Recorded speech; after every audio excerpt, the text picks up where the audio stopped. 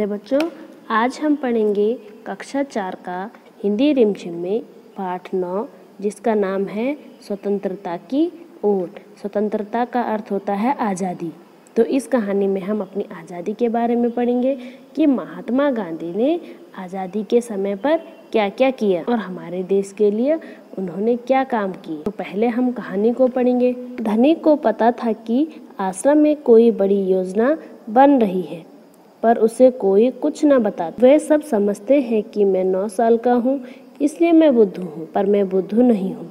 धनी मन ही मन बड़बड़ाया। इस कहानी में एक धनी नाम का लड़का होता है, वो 9 साल का होता है। तो धनी नाम का लड़का जो है वो सोच रहा है कि आश्रम में कोई योजना का अर्थ होता है तरकीब। तो उसने सोचा कि आश्रम जो है उसमें एक योजना बनाई जा रही है, लेकिन धनी जो था उसे कोई कुछ ना बताता, क्योंकि वो छोटा था और लोग उसे समझते थे कि वो क्या है, बुद्धू है।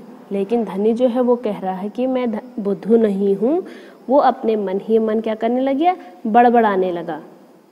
धनी और उसके माता पिता बड़ी खास जगह में रहते थे, अहमदाबाद के पास महात्मा गांधी के साबरमती आश्रम में, जहां पूरे भारत के लोग रहने आते थे। गांधी जी की तरह वे सब भी भारत की स्वतंत्रता के लिए लड़ रहे थे। जब वे आश्रम में ठहरते तो चरखों पर खादी का सूत काटते, भजन गाते और गांधी जी की बातें सुनते। जो धनी और उसके माता पिता थे वो अच्छी जगह में रहते। अच्छी जगह कौन सी थी? अहमदाबाद के पास महात्मा गांधी के साबरमती आश्रम में, जहाँ लोग क्या है, रहने के लिए आते थे। उस आश्रम में लोग क्या करते, रहने के लिए आते थे। और लोग जो हैं वो गांधी जी की तरह स्वतंत्रता के लिए लड़ रहे थे। जब वे आश्रम में ठहरते तो ठहरना का अर्थ होता है रुकना। जब वो आश्रम में रुकते तो चरखों पर क्या करते, सूत काटते मतलब होता है बुनने। कोई सूत काटा, कोई भजन गाता और कोई क्या है, गांधी जी की बातें सुनते। साबरमती में सबको कोई ना कोई काम करना होता। खाना पकाना, बर्तन धोना, कपड़े धोना, कुएं से पानी लाना, गाय और बकरियों का दूध दुहाना और सब्जियां उगाना। धनी का काम था कि बिन्नी की देखभाल करना। बिन्नी आश्रम की एक बकरी थी। धनी को अपना काम पसंद था, क्योंकि बिन्नी उसकी सबसे अच्छी दोस्त थी। धनी को उससे बातें करना अच्छा लगता था। जो साबरमती आश्रम था वहाँ लोगों को कुछ ना कुछ काम करना होता था, जैसे कि कोई खाना बनाता, कोई बर्तन धोता, कोई कपड़े धोता, कोई कुएं से पानी लाता, कोई गाय बकरियों का दूध दुहाता और कोई क्या करता, सब्जियां उगाता। लेकिन जो धनी लड़का था उसका काम था बिन्नी की देखभाल करना। जो बिन्नी थी वो आश्रम में एक बकरी का नाम था, लेकिन जो धनी था उससे अपना काम क्या था, पसंद था, क्योंकि बिन्नी उसकी सबसे अच्छी दोस्त बन रखी थी। धनी को उससे बातें करना अच्छा लगता, क्योंकि उसकी क्या थी, वो दोस्त थी। उस दिन सुबह धनी बिन्नी को हरे घास खिलाकर उसके बर्तन में पानी डालते हुए, उस दिन क्या है, जिस दिन बातें चल रही थी आश्रम में, उस दिन धनी ने क्या किया, उसको क्या दिया, हरी घास खिलाकर उसके बर्तन में क्या डाला, पानी डालते हुए बोला, कोई बात जरूर है बिन्नी, वे सब गांधी जी के कमरे में बैठकर बातें करते हैं। कोई योजना बनाई जा रही, मैं सब समझता हूँ। बिन्नी है उससे बातें कर रहा था कि कोई ना कोई बात है। जो सब लोग कहाँ हैं, गांधी जी के कमरे में बातें कर, वहाँ पर कोई योजना तरकीब बनाई जा रही है। मैं क्या करता हूँ, सब समझता हूँ। बिन्नी ने घास चबाते हुए सिर हिलाया, जैसे कि वह धनी की बात समझ रही हो। धनी को भूख लगी। कूदती फांदती बिन्नी को लेकर वह रसोई घर की तरफ चला। उसकी माँ चूल्हा फूंक रही थी और कमरा धुएं से भर गया और कमरे में धुआं भर रहा था। जब उसने बिन्नी से अपनी बात बताई तो बिन्नी ने, जब घास खा रही थी, उसने अपना सिर को हिलाया, जैसे कि वो धनी की बात क्या कर रही है, समझ रही होगी। धनी को भूख लगी और वो कूदती फांदती यानी कि उछल कूद करके रसोई घर की तरफ, रसोई घर मतलब होता है किचन, रसोई घर की तरफ चले गए। दोनों की माँ क्या कर रही थी, चूल्हा फूंक रही थी। जब चूल्हा फूंकते हैं तो कभी कभी क्या होता है कि आग नहीं जलती है, उसके कारण सारे कमरे में क्या फैल जाता है, धुआं फैल जाता है। उसी प्रकार धनी की माँ चूल्हा फूंक रही थी और सारे कमरे में धुआं भर रखा था। अम्मा, क्या आज गांधी जी कहीं जा रहे हैं? उसने पूछा। हंसते हुए माँ बोली, वे सब यात्रा पर जा रहे हैं। यात्रा कहाँ जा रहे हैं? धनी ने सवाल किया। समुद्र के पास कहीं। अब सवाल पूछना बंद करो और जाओ यहाँ से धनी। अम्मा जरा गुस्से से बोली, पहले मुझे खाना पकाने दो। जब वो किचन में गया तो उसने अपनी माँ से पूछा कि गांधी जी लोग कहाँ जा रहे हैं? तब उसकी माँ ने खांसते हुए बोला कि सब लोग कहाँ जा रहे हैं? यात्रा पर जा रहे हैं। धनी ने पूछा कि कहाँ के यात्रा पर जा रहे हैं? फिर उसकी माँ ने कहा समुद्र के पास। फिर उसकी माँ ने उसे गुस्से से बोली कि तुम यहाँ से चले जाओ, मुझे पहले क्या करने दो, खाना पकाने दो। धनी सब्जी की क्यारियों की तरफ निकल गया जहाँ बूढ़ा विंदा आलू खोद रहा था। विंदा चाचा, धनी उनके पास बैठ गया। आप भी यात्रा पर जा रहे हैं क्या? विंदा ने सिर हिलाकर मना किया। उसके कुछ बोलने से पहले धनी ने उतावले होकर पूछा, कौन जा रहे हैं? कहाँ जा रहे हैं? क्या हो रहा है? फिर धनी किसकी तरफ गया? जब उसकी माँ ने किचन से उसको बाहर भेजा तो वो क्यारियों की तरफ निकल गया जहाँ वहाँ पे कौन था? बूढ़ा विंदा। वो क्या कर रहा था? आलू खोद रहा। विंदा चाचा के पास बैठ गया और उनसे कहा कि क्या आप यात्रा पर जा रहे हैं? लेकिन जो विंदा चाचा था उन्होंने सिर हिलाकर मना किया। विंदा चाचा कुछ बोलते उससे पहले धनी ने उतावले होकर उनसे पूछा। उतावले का अर्थ होता अत्यधिक उत्साहित होकर पूछा, कौन कौन जा रहे हैं और कहाँ जा रहे हैं और इस आश्रम में क्या हो रहा है?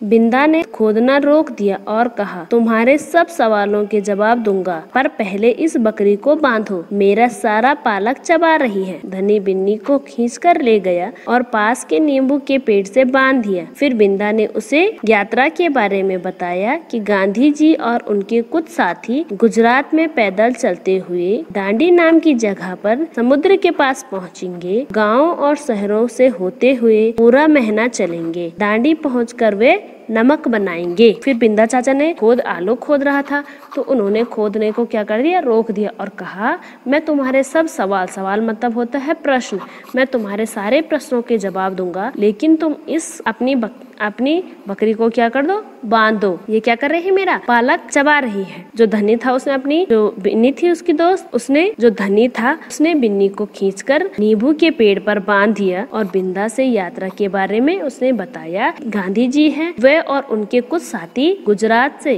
पैदल चलते हुए दांडी नाम की जगह पर समुद्र के पास पहुँचे और गाँव और शहर से होते हुए वो 1 महीने तक पैदल चलेंगे। दांडी पहुँचेंगे जब तो वो क्या बनाएंगे? वहाँ नमक बनाएंगे। नमक? धनी चौंक कर उठ बैठा। नमक क्यों बनाएंगे? वह तो किसी भी दुकान से खरीदा जा सकता है। हाँ मुझे मालूम है, बिंदा हंसा, पर महात्मा जी की एक योजना है। यह तो तुम्हें पता ही है कि वह किसी बात का विरोध में ही यात्रा करते हैं या जुलूस निकालते हैं ना। तो जब उन्होंने कहा कि वो दांडी पहुंचकर नमक बनाएंगे तो धनी था वो क्या हो गया? नमक। उसने कहा कि नमक हम किसी भी दुकान से खरीद सकते हैं। बिंदा चाचा उसको देखे हंसा और कहा कि जो गांधी जी है वो एक क्या बना रहे? योजना बना रहे। यह तुम्हें पता ही होगा कि जो योजना है वो किसी बात का विरोध करने के लिए क्या निकालते हैं? यात्रा करते हैं या जुलूस निकालते हैं। हाँ बिल्कुल सही, मैं जानता हूँ। वे ब्रिटिश सरकार के खिलाफ सत्याग्रह के जुलूस निकालते हैं जिससे कि उनके खिलाफ लड़ सके और भारत स्वतंत्र हो जाए। पर नमक को लेकर विरोध क्यों कर रहे हैं? यह तो समझदारी वाली बात नहीं है। बिल्कुल धनी, क्या तुम्हें पता है कि हमें नमक पर कर देना पड़ता है? फिर धनी ने कहा कि मैं जानता हूँ कि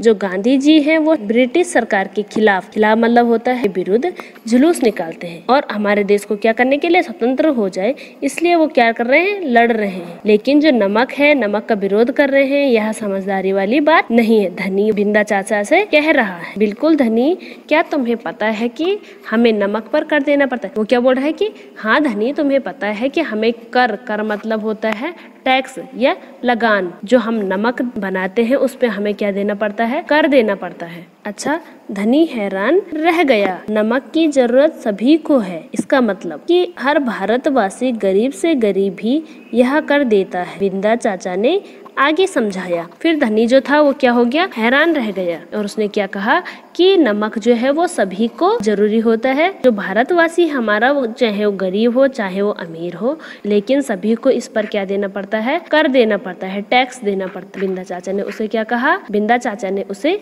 आगे समझाया। लेकिन यह तो सरासर अन्याय है। धनी की आंखों में गुस्सा था। हाँ, अन्याय है, इतना ही नहीं, भारतीय लोगों को नमक बनाने की मनाही है। महात्मा जी ने ब्रिटिश सरकार को कर हटाने को कहा, पर उन्होंने यह बात ठुकरा दी। इसलिए उन्होंने निश्चय किया कि वे दांडी चलकर जाएंगे और समुद्र के पानी से नमक बनाएंगे। जब बिंदा चाचा ने धनी को समझाते हुए कहा कि ये क्या है, ये अन्याय है, और धनी की आंखों में गुस्सा आ गया कि हाँ, अन्याय तो है, इतना ही नहीं कि भारतीय लोगों को नमक बनाने की मनाही ना हो, उनको मनचाही चीज ना हो। ब्रिटिश सरकार को हटाने के लिए उन्होंने यह बात क्या कर दी। जब गांधी जी ने ब्रिटिश सरकार को इस बात को हटाने के लिए कहा, लेकिन उन्होंने ये बात क्या कर दी, ठुकरा दी। इसलिए गांधी जी ने निश्चय किया है कि वे दांडी जाएंगे और समुद्र के पानी से नमक बनाएंगे। 1 महीने तक पैदल चलेंगे। धनी सोचकर परेशान हो रहा था, गांधी जी तो थक जाएंगे, वे दांडी बस या ट्रेन से क्यों नहीं जा सकते। जो धनी था उसने सोचा कि अगर 1 महीने तक पैदल चलेंगे तो गांधी जी क्या हो जाएंगे, थक जाएंगे। वो बिंदा चाचा से कह रहा है कि वो बस या ट्रेन से क्यों नहीं जाते। वो इस बात से परेशान हो रहा था कि पैदल चलेंगे, क्योंकि यदि वे इस लंबी यात्रा पर दांडी तक पैदल जाएंगे तो यह खबर फैलेगी। बिंदा चाचा धनी से कह रहा है कि अगर वो पैदल जाएंगे तो ये खबर क्या हो जाएगी, फैल जाएगी, अखबारों में फोटो छपेंगी, रेडियो पर रिपोर्ट जाएगी, पर पूरी दुनिया के लोग जान जाएंगे कि हम अपनी स्वतंत्रता के लिए लड़ रहे हैं और ब्रिटिश सरकार के लिए यह बड़ी शर्म की बात। बिंदा चाचा कह रहा है कि अखबार में क्या होगी, खबर क्या हो जाएगी, फैल जाएगी, और अखबार में फोटो छप जाएगी, रेडियो पर रिपोर्ट मतलब होता है खबर, रेडियो में क्या जाएगी, खबर जाएगी। पूरी दुनिया के लोग ये जान जाएंगे कि हम अपनी स्वतंत्रता के लिए लड़ रहे हैं और ब्रिटिश सरकार के लिए यह बड़ी शर्म की बात होगी। गांधी जी बड़े अक्लमंद है ना। धनी की आंखें चमकी। धनी है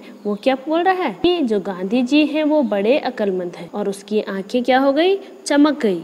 बिंदा ने हंसकर कहा, हाँ वह तो है ही। दोपहर को जब आश्रम में थोड़ी शांति छाई, धनी अपने पिता को ढूंढने निकला। वह एक पेड़ के नीचे बैठकर चरखा काट रहे थे। पिताजी, क्या आप और अम्मा दांडी यात्रा पर जा रहे हैं? धनी ने सीधे काम की बात पूछी। जब धनी ने बिंदा चाचा से पूछा कि गांधी जी हैं वो बहुत अक्लमंद है, धनी तो बिंदा चाचा ने कहा कि हाँ वो तो है ही। और जब दिन की समय की बात है, जब आश्रम में थोड़ा शांति हो गई थी, तो धनी जो है वो अपने पिता को ढूंढने निकला। और उसके पिता कहाँ बैठे हुए थे, एक पेड़ के नीचे बैठकर चरखा काट रहे थे। अपने पिताजी से कहा कि क्या आप और अम्मा भी यात्रा पर जा रहे हैं? जैसे ही धनी अपने पिताजी के पास गया, उसने सीधे काम की बात पूछ ली। मैं जा रहा हूँ, तुम और अम्मा यहीं रहोगे, मैं आपके साथ चल रहा हूँ। बेकार की बात मत करो धनी, तुम इतना लंबा नहीं चल पाओगे, आश्रम के नौजवान ही जाएंगे। धनी ने हट पकड़ ली। मैं 9 साल का हूँ और आपसे तेज दौड़ सकता। उसके पिताजी ने कहा कि मैं जा रहा हूँ, लेकिन तुम और तुम्हारी अम्मा जो है वो यहीं रहेंगे। धनी ने कहा कि मैं भी आपके साथ यात्रा पर चलूँगा। फिर धनी के पिताजी ने कहा कि ये बेकार की बात मत करो, तुम इतना लंबा रास्ता नहीं चल पाओगे। जो आश्रम में नौजवान लोग हैं वही यात्रा पर जाएंगे। हट मतलब होता है जिद। धनी ने जिद पकड़ ली कि मैं भी आपके साथ चलूँगा, लेकिन मैं 9 साल का हूँ और आपसे क्या करता हूँ, तेज दौड़ सकता हूँ। धनी के पिता ने चरखा रोककर बड़े धीरज से समझाया, सिर्फ वे लोग जाएंगे जिन्हें महात्मा जी ने खुद चुना है। ठीक है, मैं उन्हीं से बात करूंगा, वह जरूर हाँ कहेंगे। धनी खड़े होकर बोला और वहां से चल दिया। धनी जी, गांधी जी बड़े व्यस्त रहते, उन्हें अकेले पकड़ पाना आसान नहीं, पर धनी को यह समय मालूम था जब उन्हें बात सुनने का समय होगा।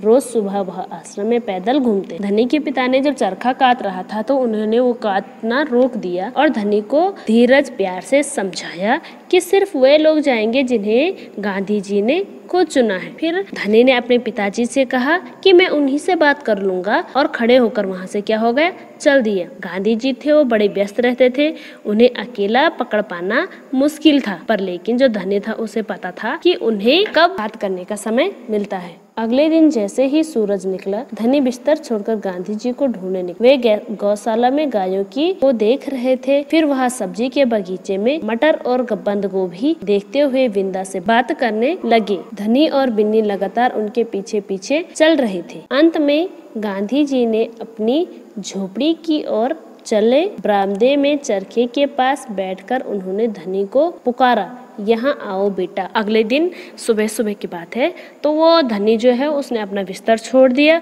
और गांधी जी को ढूंढने निकला। लेकिन जो गांधी जी थे वे गौशाला में गायों को देख रहे थे। फिर वे सब्जी के बगीचे में मटर और बंद गोभी देखते हुए जो विंदा था उससे बात करने लगे। धनी और जो विन्नी थी वो उनके पीछे पीछे चल रहे थे। किसके पीछे? गांधी जी के पीछे। अंत में जब गांधी जी अपनी झोपड़ी की ओर चला तो गांधी जी ने धनी को बुलाया कि यहाँ आओ बेटा। धनी दौड़कर उनके पास पहुंचा। बिन्नी भी साथ में कूदती हुई आई। तुम्हारा नाम क्या है बेटा? धनी बापू। और यह तुम्हारी बकरी है? गांधी जी ने धनी को बुलाया। वो दौड़कर उनके पास गया और बिन्नी भी उसके साथ गांधी जी के पास गई। फिर गांधी जी ने उससे कहा, धनी से कहा कि तुम्हारा नाम क्या है? फिर धनी ने कहा कि मेरा नाम धनी है। गांधी जी ने कहा कि यह तुम्हारी बकरी है? जी हाँ, यह मेरी दोस्त बिन्नी है जिसका दूध आप रोज सुबह पीते हैं। धनी गर्व से मुस्कुराया। मैं इसकी देखभाल करता हूँ। बहुत अच्छा। गांधी जी ने हाथ हिलाकर कहा, अब यह बताओ धनी कि तुम और बिन्नी सुबह से मेरे पीछे घूम रहे। मैं आपसे कुछ पूछना चाहता हूँ। धनी थोड़ा घबराया। क्या मैं आपके साथ दांडी चल सकता हूँ? हिम्मत करके उसने कह डाला। धनी ने कहा कि हाँ, ये मेरी दोस्त बिन्नी है जिसका आप रोज सुबह सुबह दूध पीते हो। धनी ने गर्व से कहा कि मैं इसकी देखभाल करता हूँ। फिर गांधी जी ने कहा कि बहुत अच्छी बात है। अब तुम ये बताओ कि तुम मेरे पीछे सुबह से क्यों घूम रहे हो? फिर धनी ने कहा कि मैं आपसे एक बात पूछना चाहता हूँ। फिर धनी उस समय थोड़ा घबराया। फिर उसने पूछ ही डाला कि मैं आपके साथ दांडी चल सकता हूँ क्या? गांधी जी मुस्कुराए। तुम अभी छोटे हो बेटा, दांडी तो बहुत दूर है। सिर्फ तुम्हारे पिता जैसे नौजवान ही मेरे साथ चल पाएंगे, पर आप तो जवान नहीं हैं। धनी बोला, आप नहीं थक जाएंगे? मैं बहुत अच्छे से चलता हूँ। गांधी जी ने कहा, मैं भी बहुत अच्छे से चलता हूँ। धनी भी अड़ गया। गांधी जी ने उससे मुस्कुराते हुए कहा कि तुम अभी छोटे हो, जैसे कि तुम्हारे पिताजी हैं वैसे ही मेरे साथ चल रहे हैं। फिर धनी ने गांधी जी से कहा कि आप तो नौजवान नहीं हो, आप भी तो थक जाओगे। लेकिन गांधी जी ने धनी से कहा कि मैं अच्छे से चलना जानता हूँ। धनी इस बात पे अड़ गया था कि मैं भी आपके साथ चलूँगा। हाँ, ठीक बात है, कुछ सोचकर गांधी जी बोले, मगर एक समस्या है। अगर तुम मेरे साथ जाओगे तो बिन्नी को कौन देखेगा? इतना चलने के बाद मैं कमज़ोर हो जाऊंगा, इसलिए जब मैं वापस आऊंगा तो मुझे खूब सारा दूध पीना पड़ेगा जिससे कि मेरी ताकत लौट आए। यह बात तो ठीक है। बिन्नी तभी खाती है जब मैं उसे खिलाता हूँ।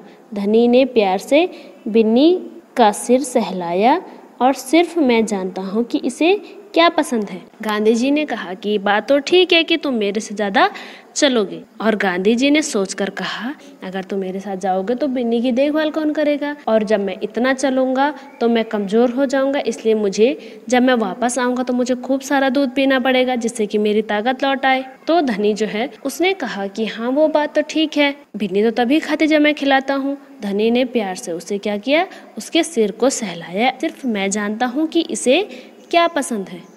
बिल्कुल सही। तो क्या तुम आश्रम में रहकर मेरे लिए बिन्नी की देखभाल करोगे? गांधी जी प्यार से बोले। जी हाँ, करूँगा। धनी बोला, बिन्नी और मैं आपका इंतजार करेंगे। फिर गांधी जी ने कहा कि बिल्कुल ठीक है, और तुम आश्रम में रहकर मेरे लिए क्या करोगे?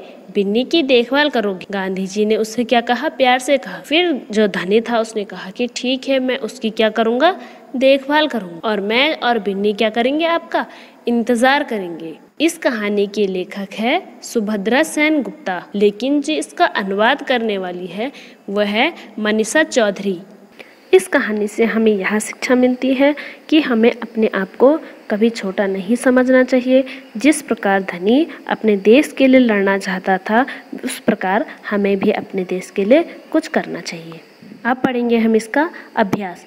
तो अभ्यास में है प्यारे बापू, प्यारे बापू। तो इस कहानी को पढ़कर तुम्हें बापू के बारे में कई बातें पता चली होगी। उनमें से कोई 3 बातें यहाँ लिखो। तो इसमें पहली बात होगी, गांधी जी भारत की स्वतंत्रता के लिए लड़ रहे थे। दूसरी बात है, गांधी जी चरखे पर खादी का सूत काटते थे। तीसरा है यहाँ पे, गांधी जी अन्याय का विरोध करते थे और बकरी का दूध पीते थे। अब है चूल्हा। धनी की माँ चूल्हा फूंक रही थी।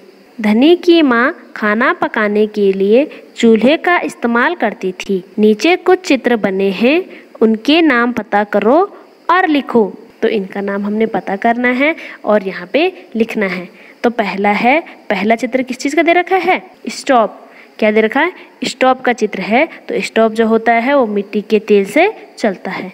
दूसरा है चूल्हा। तो चूल्हा किससे जलता है? लकड़ी से। अब है गैस और सिलेंडर। गैस सिलेंडर किसको बोलते हैं? रसोई गैस को। यानी कि ये गैस सिलेंडर किससे जलता है? गैस से जलता है। ये है कोयले की भट्टी। तो इसको चलाने के लिए हमें किसकी ज़रूरत होती है? कोयले की ज़रूरत होती है। कोयला जो होता है उसकी ज़रूरत होती है। इनमें कौन कौन से ईंधन का इस्तेमाल किया जाता है? तो जैसे मैंने बताया, स्टोव का मिट्टी का तेल, चूल्हा जो होता है वो लकड़ी से जलता है, गैस सिलेंडर गैस रसोई से चलता है और कोयले की भट्टी कोयला से चलता है। तुम्हारे घर में खाना पकाने के लिए इनमें से किसका इस्तेमाल किया जाता है? तो मेरे घर में खाना पकाने के लिए गैस और स्टोव का इस्तेमाल किया जाता है। कहानी से आगे। नीचे कहानी में आए कुछ शब्द लिखे हैं। कक्षा में 4 के समूह में एक एक चीज़ के बारे में पता करो। तो अलग अलग बता सकते हैं और लिख भी सकते हैं। जैसे पहला दे रखा है स्वतंत्रता, तो आज़ादी के साथ रहना। फिर है सत्याग्रह। सत्याग्रह का मतलब होता है सत्य के लिए किया जाने वाला आग्रह। खादी। खादी का मतलब होता है चरखे पर सूत काटकर बनाया गया घरेलू मोटा कपड़ा। फिर है चरखा। चरखा का अर्थ होता है सूत या धागा काटने लकड़ी का एक उपकरण। तुम इस काम में अपने दोस्तों से, बड़ों से, शब्दकोश या पुस्तकालय से सहायता ले सकते हो। जानकारी इकट्ठा करने के बाद कक्षा में इसके बारे में बताओ। तो इन सब के बारे में हम अपने बड़ों से, घर वालों से, सबसे पूछ सकते हैं कि ये चीज़ होती है, ये कैसे होती है, किस प्रकार से होती है। तो आप ये अपने अपने घर में पूछेंगे या किसी डिक्शनरी या शब्दकोश से आप क्या कर सकते हैं, इसका छांटने के लिए इस्तेमाल कर सकते हैं।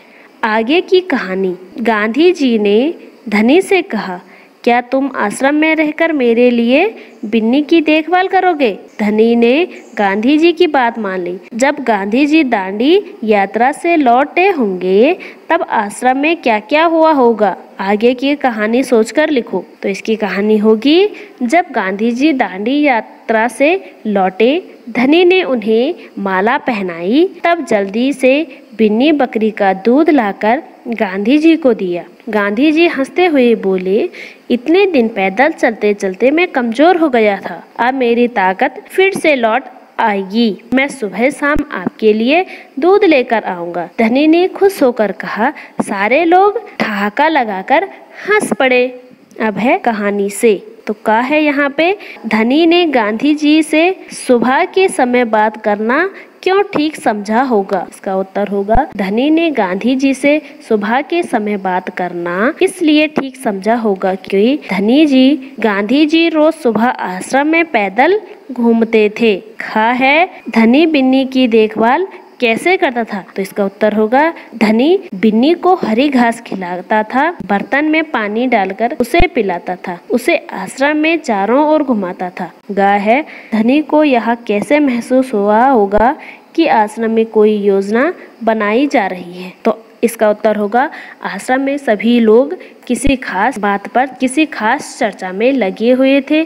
सभी लोग गांधी जी के कमरे में बैठकर गंभीर बातें करते थे। इन सब बातों से धनी को यह महसूस हुआ होगा कि आश्रम में कोई योजना बनाई जा रही है। कहानी और तुम। इसका का है, धनी यात्रा पर जाने के लिए क्यों उत्सुक था? धनी यात्रा पर जाने के लिए उत्सुक था कि यह किस प्रकार की यात्रा होगी। इसका पहला पॉइंट दे रखा है, अगर तुम धनी की जगह होते तुम यात्रा पर जाने की जिद करते और क्यों? अगर मैं धनी की जगह होती तो मैं यात्रा पर जाने की जिद करती क्योंकि मैं भी चाहती थी कि अपने देश के लिए कुछ करूं।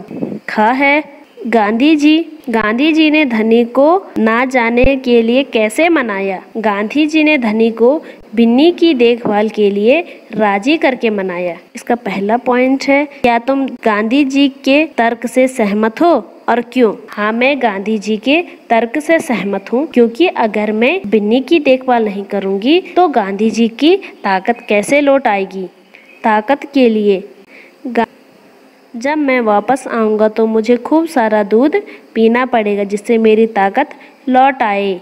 बताओ, खूब सारी ताकत और अच्छी सेहत के लिए तुम क्या क्या खाओगे पियोगे? तो हमें ताकत के लिए हमें क्या क्या खाना पड़ता है?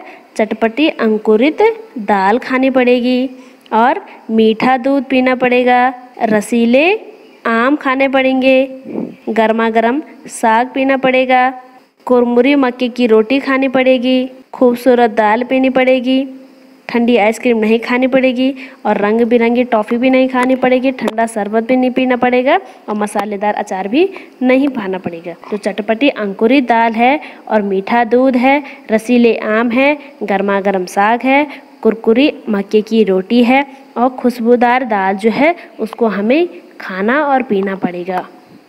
विशेषता के शब्द। अभी तुमने जिन खाने पीने की चीज़ों के नाम पढ़े उनकी विशेषता बता रहे हैं ये शब्द, जैसे कि चटपटी, मीठा, गरम, ठंडा, कुरकुरी आदि। तो नीचे लिखी चीज़ों की विशेषता बताने वाले शब्द सोचकर लिखो। तो यहाँ शब्द दे रखे हैं, उनकी सहायता से हमने क्या करना है? लिखना है। जैसे कि हलवा होता है, हलवा कैसा होता है? मीठा। दूसरा है पेड़, इसमें से क्या आएगा? पेड़ कैसा होता है? घना पेड़। नमक, नमक कैसा होता है? सफ़ेद नमक। चींटी, चींटी कैसे होती है? छोटी चींटी। फिर है पत्थर, पत्थर कैसा होता है? चिकना पत्थर। कुर्ता, कुर्ता कैसे होगा? लंबा कुर्ता। फिर है चश्मा, चश्मा कैसे होगा? मोटा चश्मा। फिर है झंडा, झंडा कैसा होगा? लाल झंडा। चांद की बिंदी। नीचे लिखे शब्दों में सही जगह पर अनुस्वार व अनुनासिक लगाओ। अंग की मात्रा और चांद की मात्रा जो होती है उनमें लगाना है। तो यहाँ पे धुआं पे लगेगी चांद की मात्रा, जो चांद पे लगती है वो किस पे आएगी? धुआं। वहाँ आ पे मात्रा लगेगी। कुआं पे भी वैसे ही आ पे क्या लगेगी? चंद्र बिंदु लगेगी। फिर है फूंक, फूंक पे भी चंद्र बिंदु लगेगी। फा पे क्या लगेगी? चंद्र बिंदु लगेगी। फिर है कहाँ, कहाँ पे लगेगी? चंद्र बिंदु। फिर है स्वतंत्र, स्वतंत्र पे लगेगी अंग की मात्रा। स्वतंत्र पे क्या होगी? ताव के ऊपर क्या लगेगी? मात्रा लगेगी, बिंदी लगेगी। फिर बांग, बांग के ऊपर क्या लगेगा? बा के ऊपर चंद्र बिंदु लगेगी। फिर माँ है, माँ के ऊपर क्या लगेगा? जब माँ लिखते हैं तो कौन सी लगेगी? चंद्र बिंदु। फिर है गांव, गांव के ऊपर भी क्या आएगी? चंद्र बिंदु आएगी। बंद गोभी, तो बंद गोभी के ऊपर आएगी अंग की मात्रा। फिर इंतज़ार, ई के ऊपर क्या आएगी? अंग की मात्रा। पसंद, फिर सा के ऊपर क्या आएगा? अंग की मात्रा। अब है किसकी जिम्मेदारी? धनी को बिन्नी की देखभाल करने की जिम्मेदारी दी गई थी। इनकी क्या क्या जिम्मेदारियां थी? माँ, तो माँ की क्या जिम्मेदारी थी? माँ की जिम्मेदारी खाना पकाने की थी। फिर है पिता, पिता की जिम्मेदारी, पिता को चरखा काटकर धागा बनाने की जिम्मेदारी दी गई थी। फिर है बिंदा, बिंदा को सब्जियां उगाने की जिम्मेदारियां दी गई थी। आपका पाठ स्वतंत्रता की ओर समाप्त होता है। उम्मीद करती हूँ कि आपको ये पाठ समझ में आ गया हो और कहानी को आप अच्छे से पढ़ेंगे। धन्यवाद।